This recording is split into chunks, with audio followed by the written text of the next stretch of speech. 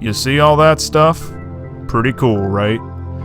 The universe is home to everything that the human race has encountered, gained, or lost since the dawn of time. However, there are many theories that there are multiple universes out there, stretching on multiple parallel timelines. This is a look into one of those timelines. Some things are the same, some things are very different, but one thing is always constant. Morgan Freeman's voice will always be the best for narrating things about space. So let's take a looky-loo onto the other end of the spectrum.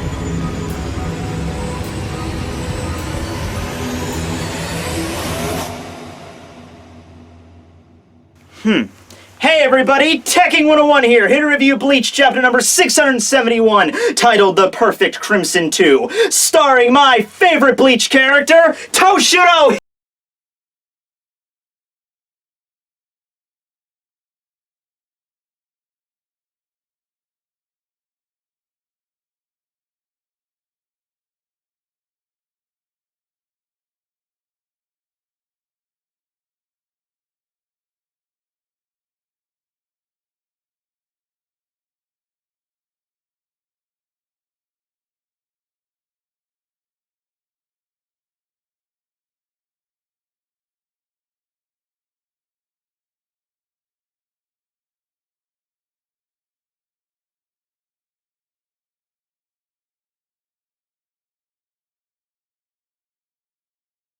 It has been a train wreck of a week. I've gone through a lot of shit, but you know what? It doesn't matter, because I'm standing here right now talking about this chapter. Nothing, and I mean nothing, was going to make it so I could not be here today. It didn't matter if I was in a wrestling death match with John Cena, Brock Lesnar, and a Tyrannosaurus Rex, until every single bone and muscle in my body was rent asunder into dust and jelly before being deposited into a black hole where I am compressed on the subatomic level. Because I'm still here today, and we're doing this. Now, before I get into the chapter, I should bring up something. You know, a lot of people, not me of course, but a lot of people were confused last chapter with, why is the chapter called The Perfect Crimson?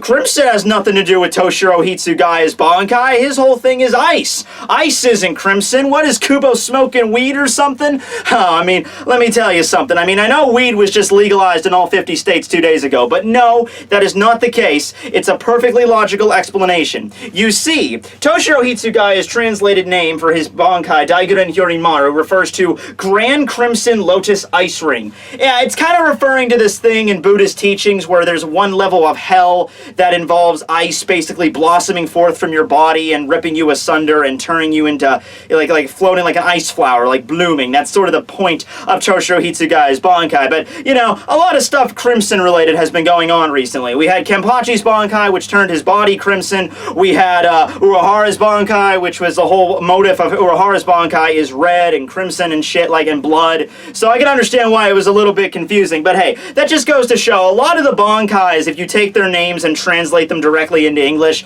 they're kind of overly dramatic and convoluted. You know, like for example, I'm going to throw up the English translated name of one of the Bankais here, and you just tell me right offhand, who is it? Alright, here's number one. Alright, now I think this is a relatively easy one. Alright, okay, so, you're guessing who it is? Alright, it is Kensei Muguruma's Tekken Tachikaze. Alright, that was a low ball. That was an easy one. Alright, here's another one. Bam! Alright, yeah. Okay. Alright, you got it? You ready? Alright, here we go. It is Unohana Yachiru's Minazuki. Alright, moving on to the final question. If you're with us so far, man, you are pretty talented. I mean, not as much as me, but you're getting up there. Alright, here we go. Just tell me the name of the person whose Bankai this belongs to. Here we go! What the fuck is this shit? Heavenly punishment. How do you... This isn't even English. I said English. Okay, well, whose is it? Sajin's? Really? That's Sajin's Bankai's. The Tokujo Tengen Mio's English translated name. God damn. How did I never notice that before?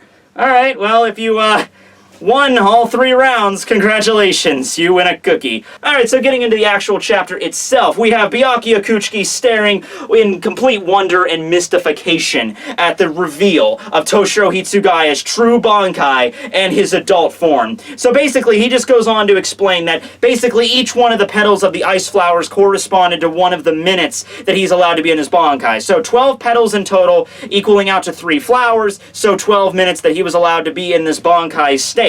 You know, the best you could say in this situation, and Toshiro brings up that even he wasn't like 100% sure how his Bankai really worked. So Yorimaru's probably been keeping some secrets from him, because he's just like, yeah, the assumption I made is that Deigran Yorimaru has finally reached his maturity when all ice flowers disappear. So even Toshiro really didn't know. But the most that we knew, you know, you could say that the ice petals had something to do with a countdown relating to his Bankai. But that was like the extent of what we knew. We didn't know what kind of countdown it was, and or anything like that. But now we know that after he reaches the 12th one and it dissipates, then he attains his true maturity. And we see a full-page spread here of him just standing and stating very obviously, I've aged a bit.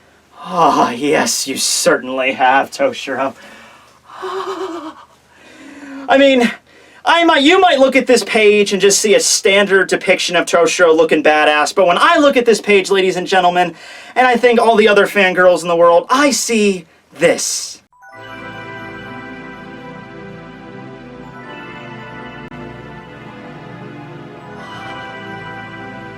Okay, moving on. Just between you and me, I'm not a fan. Okay, no, we're not moving on. We need to talk about those abs right now. I mean, you could freaking grate cheese off those things. And you know what? I finally understand why Kubo put him in that outfit. I finally get it. He was setting this up. People say Kubo doesn't do shit for foreshadowing or building things up. Let me ask you a serious question. Let's say Toshiro was still wearing his Shihakusho when he went into that adult form. Do you think that could have shown off his manly sculpted abs as much? Damn straight it couldn't! That's why he had to put him in that awesome Quincy outfit. I mean, it looked pretty badass, but, you know, it had a zipper, and, you know, when he grew, it ripped apart, revealing his perfectly chiseled, immaculate, godly body. That's what needed to happen, so Kubo, you get the gold star for the day. Also interesting to note that, of course, since he grew, his clothing can no longer fit him, but it's neat that the ice kind of, like, takes up, like, the tatters of his clothes actually get made up by ice, so it actually fits his body a little bit better.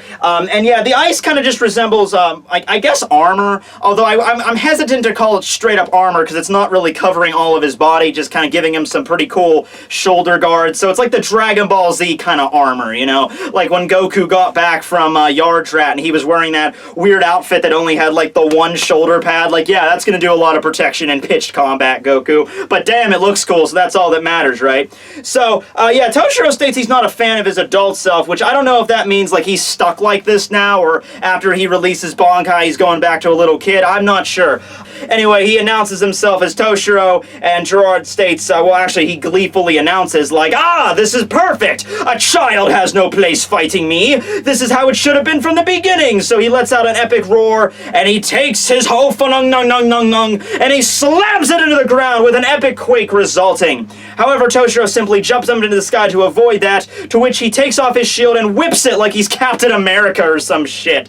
Really, throwing your shield, that's the best you got? Oh, come on, that thing's like the size of the state of Rhode Island. You're about to get crushed by the power of my miracle. Oh shit! Oh shit, did you see that? Toshiro was just like really cool, like, you're not gonna touch me, bro. And he whipped the freaking shield, and Toshiro didn't even raise his sword. He's just like, boom! And it just freezes in midair like he's fucking waterbending shit or something. Anyway, so Gerard is obviously speechless by this display, and he tries to strike down Toshiro as he lands on a building with his Hope Sword, but as of course if we've seen, Toshiro and have none of that. He just swings Daiger and Yorimaru and just cuts freaking the Hope Blade right in half, freezes both sections, and one of them just lands next to them. It's also important to note that his blade itself has not actually changed at all. Remember, when Toshiro goes into Bankai, his blade actually makes like kind of like the least a big appearance when it comes to going Bankai. Like, I know there's some Bankais that don't change the appearance at all, like when Tozen goes into Bankai, his Suzumushi doesn't change at all. It's still in its sealed state appearance, and Uehara went into Bankai, he was still using his cane sword, but when it it comes to Toshiro, all that really happens is the 4 points on his Shikai become 8 points, and he's just wielding the sword like normal. The extension and just the range of his ice has increased exponentially. However, Gerard tells him not to get too excited because remember what happens whenever his Hope Blade is nicked, and in this situation it's been completely cut in half. You know, the damage is going to be severe. yeah, listen, you know, you can criticize Kubo for a lot of shit, but I can tell you one thing right up now.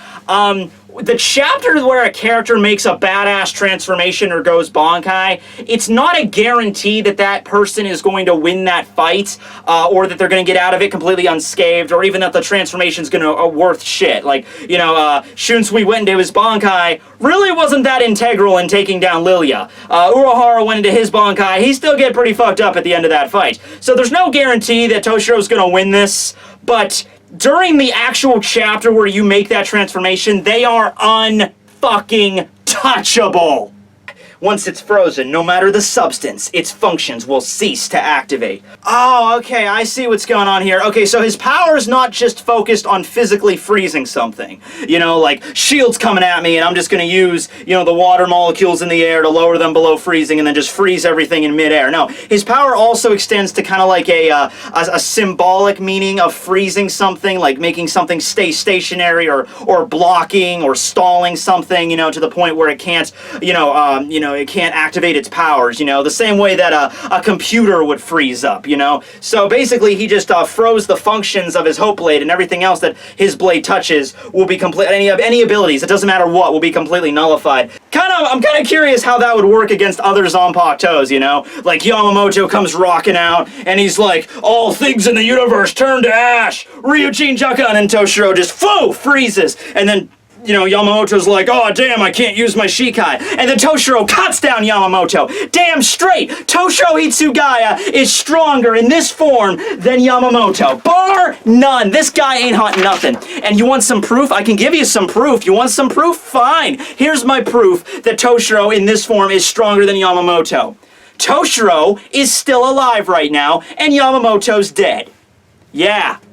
Point fucking made right there.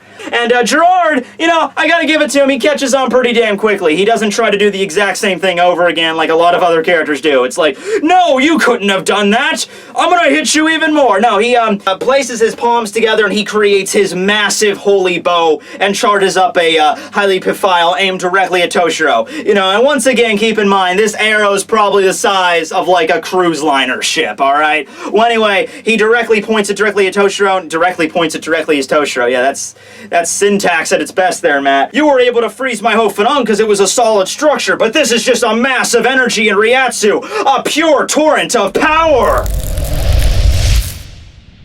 Oh shit! Oh shit! Did you see that? It's like 1 freaking second, and of course Toshiro has to lay down the cool line. He's just like, "1 second later and you might have been right, but my power only takes 4 seconds to activate. Shikai Hyoketsu, the freezing of the 4 worlds."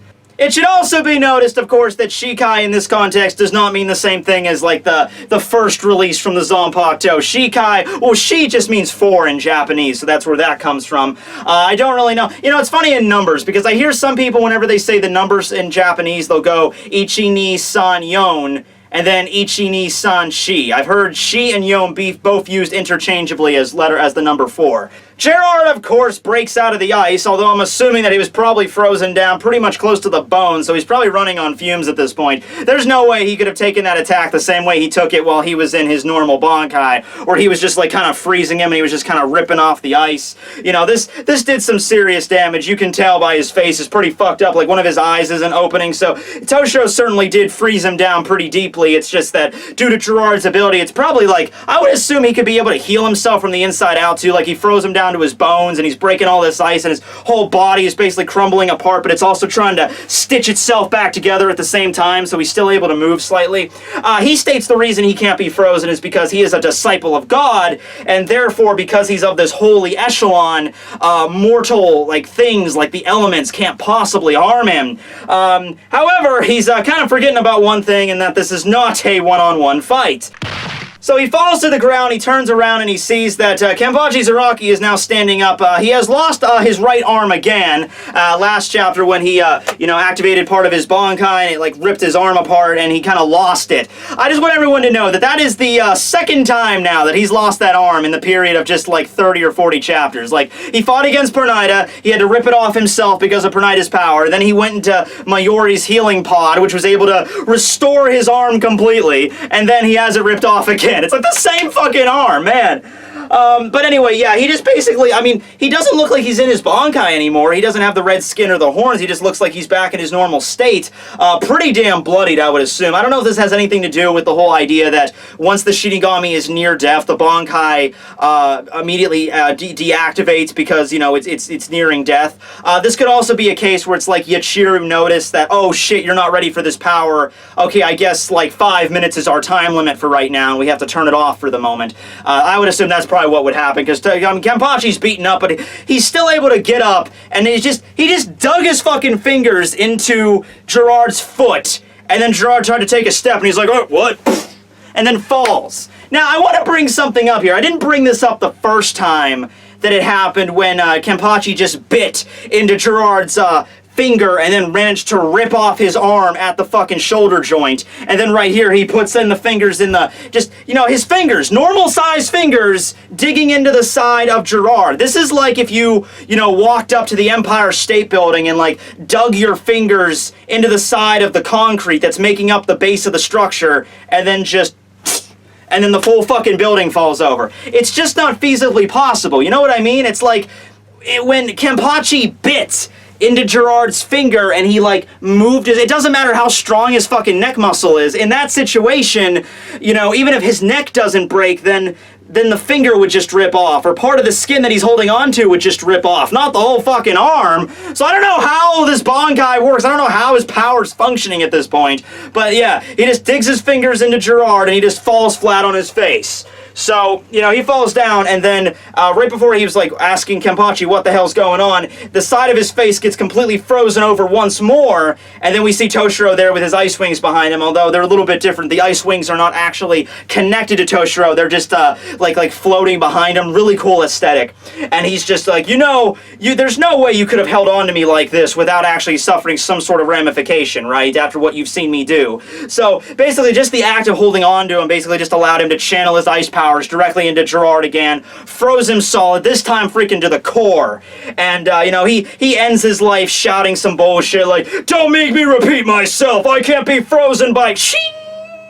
And with that, we come to the last scene of the chapter where Byakuya just kind of he's done with this bullshit, and he just like, okay, you know what, I'm tired of this crap, fighting against giants, miracles, gods, freaking Kenpachi's a devil, Toshiro's a admittedly attractive male in his 20s, and actually, Byakuya and Toshiro in the same scene together, damn, that's, oh, man.